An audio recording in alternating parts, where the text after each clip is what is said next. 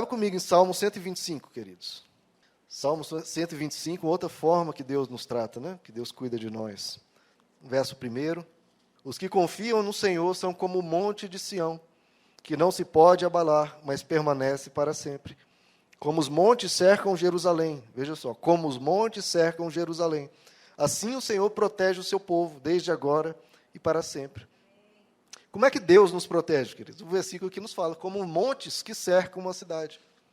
Então, Deus te protege, queridos, te envolvendo completamente.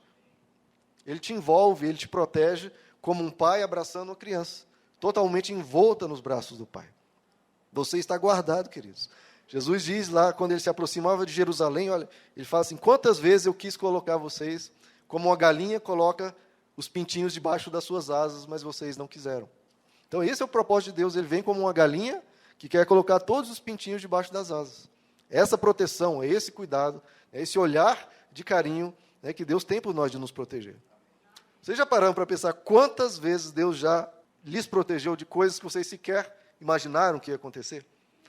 Quantos livramentos que Deus já fez na sua vida? Olha, não são nem dezenas, são centenas. Tem aqueles que você vê, né, que de repente uma coisa acontece, passa de raspão uma coisa, no carro, em alguma coisa, passa de raspão, e meu Deus, eu podia ter morrido. Às vezes dá essa, a gente percebe, se tivesse acontecido tal coisa, eu poderia ter morrido. Agora imagina quantas vezes Deus já lhe livrou, e você sequer sabe.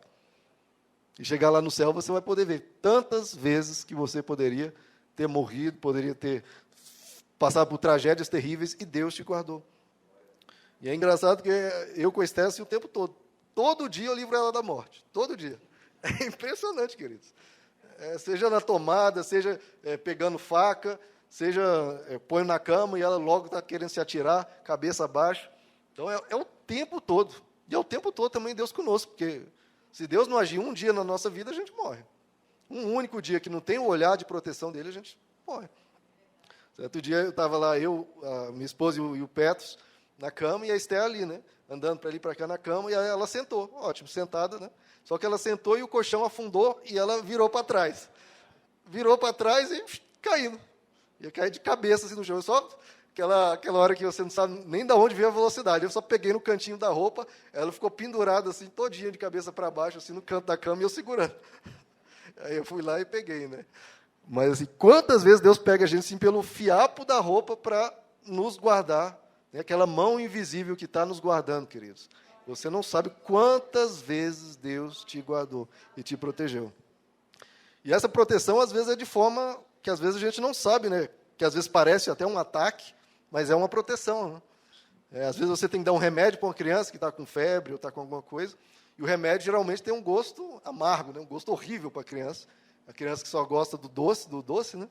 E vem aquele remédio, e aí parece o quê? Que o pai está atacando, que o pai está fazendo algo ruim, está fazendo mal, mas o pai tem que fazer isso. Né? Muitas vezes Deus, às vezes, vem algo ruim na nossa vida, a gente não sabe, mas está sendo poupado de algo pior, queridos. Muitas vezes Deus tem que fazer algo doloroso na nossa vida, algo que machuca um pouquinho, mas para nos livrar de algo pior. Teve uma situação que foi com a Esther, que, irmãos, eu chorei assim, mas eu tive que fazer. Certo dia lá, ela estava brincando para todo lado, não sei onde ela achou aquelas coisinhas de bater na boca, um spray, né, de mel, pro hálito, né, aquela coisa. Mel com própolis, aquela coisa. E ela achou, um vidrinho pequeno assim, meio grosso, né? E eu não sei como ela, batendo no chão, fazendo barulhinho, ela conseguiu quebrar aquilo. Quebrou aquilo e aí ficou aquele melzinho que, claro, ela foi querer pegar e botar na boca. E aquele monte de caco de vidro ali, ela pegou e botou na boca. Quando eu vi, meus irmãos, e o desespero, que ela já estava ali, já tinha talvez uns 5, 10 segundos, porque eu vi o batido, fui lá ver, né?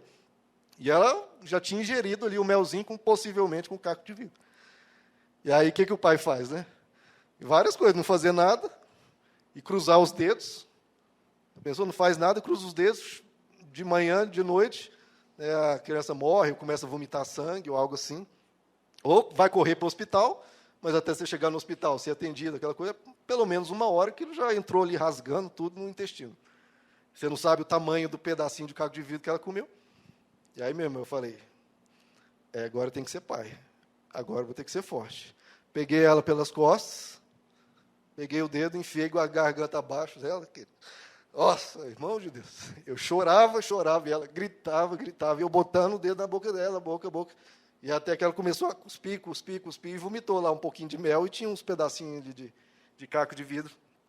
Fiz uma vez, aí ela me abraçou, desesperada, chorando, né? Tipo assim, pai, por que você está fazendo isso? Mas mesmo assim, ela não quis correr de mim, não. Ela me abraçou. Eu falei, não sei se foi o suficiente. Vou ter que fazer de novo.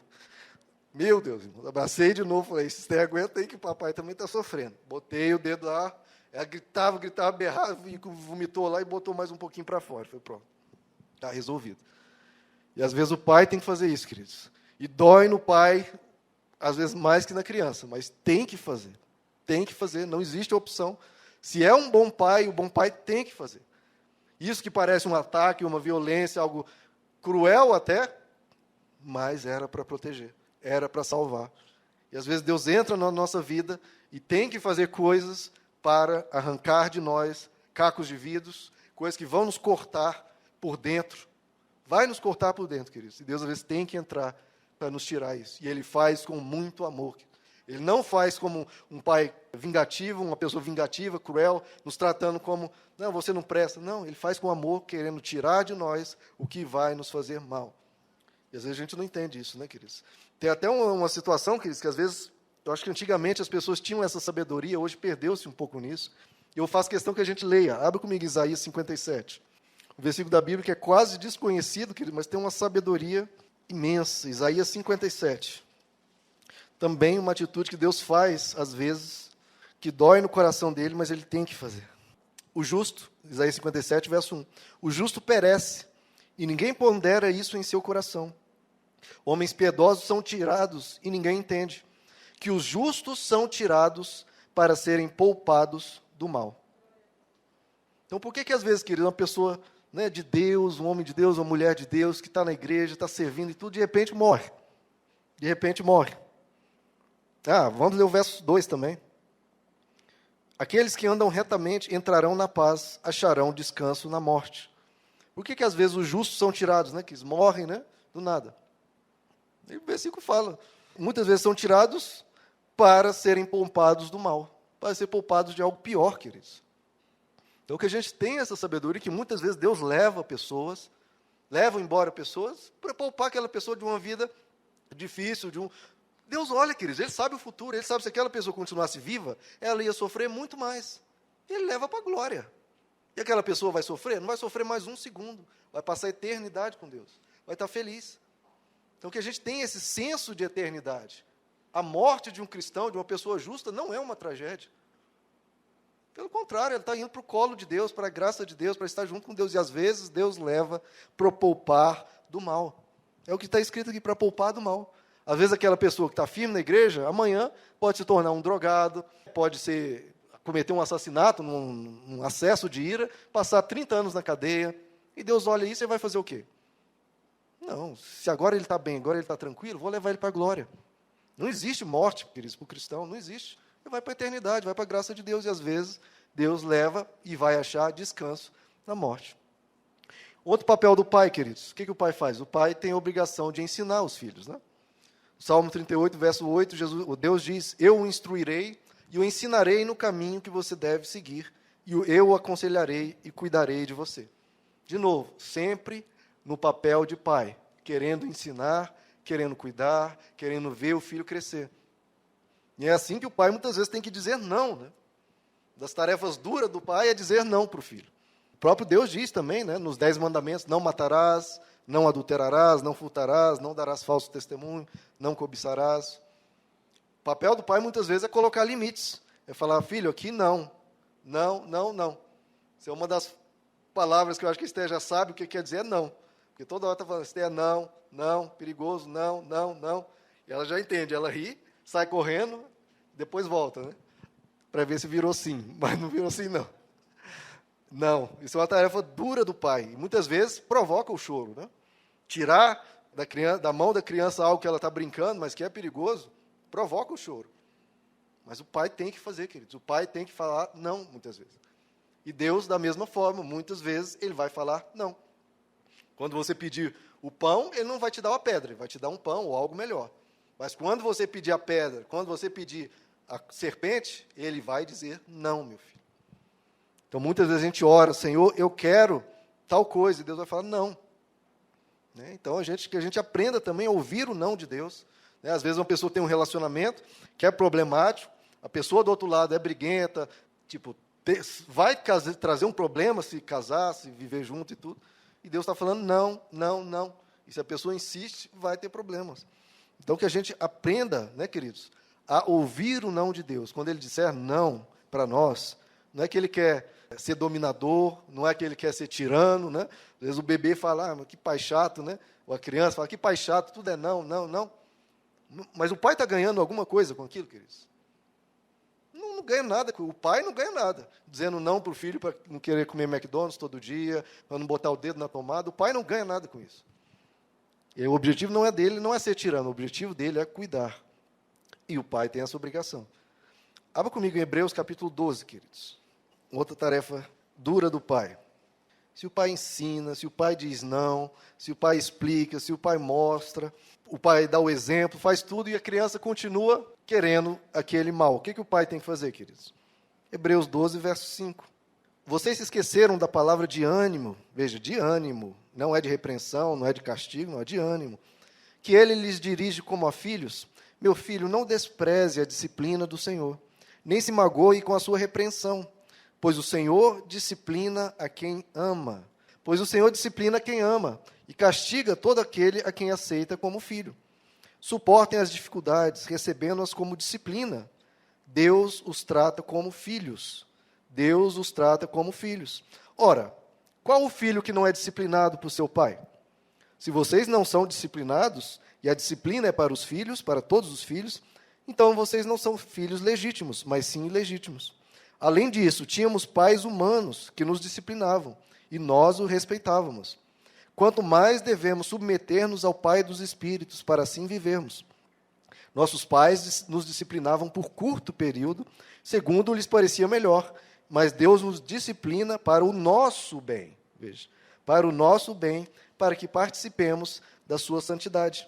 Nenhuma disciplina parece ser motivo de alegria no momento, mas sim de tristeza. Mais tarde, porém, produz fruto de justiça e paz para aqueles que por ela foram exercitados. Então, veja, queridos, esse é um outro papel muito difícil do pai, né? Tem o dizer não, mas se você diz não, não, não, e você vê que a criança permanece naquilo e vai fazer o mal e vai se ferir, o que o pai tem que fazer? Ele tem que disciplinar. Tem que botar de castigo, tem que dar uma repreensão, mas faz isso com como, queridos? Como tratando um pai e tratando um filho. Fazendo isso para o bem de quem? Do pai? Não fazendo isso para o bem do filho. Ele tem que fazer isso para aquela criança aprender e não se machucar e não se ferir. Eu já falei isso algumas vezes para os meus pais, né? Que meus pais me disciplinavam muito, né? Inclusive de forma, às vezes, um pouco violenta, né? Ainda mais antigamente, né? Mas eu sempre consolo eles, falo, meus pais, olha, não se preocupem, porque eu agradeço a Deus pelo que vocês fizeram. Porque vocês me corrigiam muito, porque eu era muito danado, muita confusão, muito briguento na escola, eu dava muito trabalho. Se eles não tomassem essa atitude de me corrigir, sabe-se lá onde eu iria parar. Então, o pai tem essa obrigação e o nosso Deus faz isso. Ele nos disciplina, né, na sabedoria dele, que traz uma tristeza, às vezes uma palavra dura, da palavra de Deus, que traz a igreja, mas Deus faz isso, queridos, para nos transformar para o nosso bem, para um futuro melhor para nós. Então, essa tarefa de pai é difícil, é complicada, mas ele faz com amor, queridos. Ele faz sempre para nos ajudar. Abra comigo em Salmo 32, um outro cuidado de Deus para conosco. Salmo 32, verso 1. Como é feliz aquele que tem suas transgressões perdoadas e os seus pecados apagados. Como é feliz aquele a quem o Senhor não atribui culpa, em quem não há hipocrisia. Enquanto eu mantinha escondidos os meus pecados, o meu corpo definhava de tanto gemer. Pois dia e noite a tua mão pesava sobre mim, minhas forças foram se esgotando, como em tempo de seca. Então reconheci diante de ti o meu pecado, eu não encobri as minhas culpas. Ele reconheceu o pecado, e o que acontece? Eu disse, confessarei as minhas transgressões ao Senhor, e tu perdoaste a culpa do meu pecado. Tu perdoaste a culpa do meu pecado. Como eu falei, a Bíblia diz, não peque, mas se pecarem, tendes um intercessor junto ao Pai. Se nós confessarmos os nossos pecados, Ele é fiel e justo para nos perdoar de todo pecado e nos dar a sua justiça. Então, queridos, de novo, qual que é a reação de um pai quando vê uma sujeira que um filho fez uma bagunça, né? Ou derramou um leite, ou espalhou comida no chão? A reação do pai é ensinar a criança e limpar. Né? A reação do pai não é abandonar, não é querer o mal, não é querer castigar, isso não faz parte do caráter de Deus, queridos. O caráter de Deus é nos acolher, ensinar, claro, e limpar a nossa sujeira. Então, Deus está sempre pronto para limpar a nossa sujeira. Foi o que Ele fez na cruz, né? Ele tem esse cuidado conosco. Então, queridos, quando você tropeçar, quando você cair, fizer alguma lambança, recorra a Deus, saiba que Deus está olhando para você com um olhar de amor, com um olhar de pai que está querendo cuidar de você. Então, nunca pense que Deus vai te abandonar. Nunca. Nunca, nunca, nunca. Por mais que, espero que a gente não caia em pecados graves, mas mesmo se você caísse em um pecado grave, Deus não te abandona. Ele não te abandona. Lá em Isaías 49, Deus diz, será que uma mãe pode esquecer do seu bebê, enquanto o bebê que ainda mama, e não ter compaixão do filho que gerou? Aí Deus diz, embora essa mãe possa se esquecer do seu filho, eu não me esquecerei de você jamais. Eu não me esquecerei de você jamais. E aí tem um verso que talvez o próprio Isaías, quando escreveu, não entendeu. O texto continua, eu não me esquecerei de você jamais, veja, eu gravei você nas palmas das minhas mãos. Eu gravei você nas palmas das minhas mãos. É o que Jesus fez na cruz, né, queridos? Mostrando, você está gravado em mim. Eu sou pai, você é filho. Né? Vamos ficar de pé, queridos? Então, essa é a nossa confiança, queridos, do cristão. Que nós temos esperança no nosso Deus, nós cremos na bondade dEle e nós amamos a Ele, queridos. Como um filho ama um pai, e às vezes conhecendo pouco dEle, não sabendo, às vezes como agir, cheio de limitações, queridos, cheio de fraquezas, mas nós temos um pai que se compadece de nós, que nos ajuda, que nos ensina, que nos fortalece, que nos ensina a caminhar, né? E assim a vida toda, queridos. Nunca nos abandonando. Quando fazemos besteira, Ele limpa, Ele perdoa, Ele ensina, Ele corrige, porque Ele é um bom pai. Se nós que somos maus, sabemos dar boas dádivas aos nossos filhos, quanto mais o nosso pai, o seu pai, como Jesus diz, o seu pai que está nos céus, lhes dará boas coisas quando lhes pedir.